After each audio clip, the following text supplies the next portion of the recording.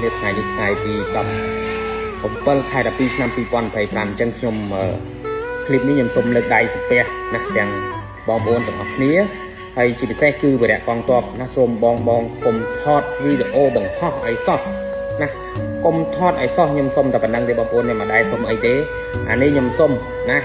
បងវរៈកងទ័ពជួមុខណាជួមុខកុំថតបងកុំថតបើបងថតទុក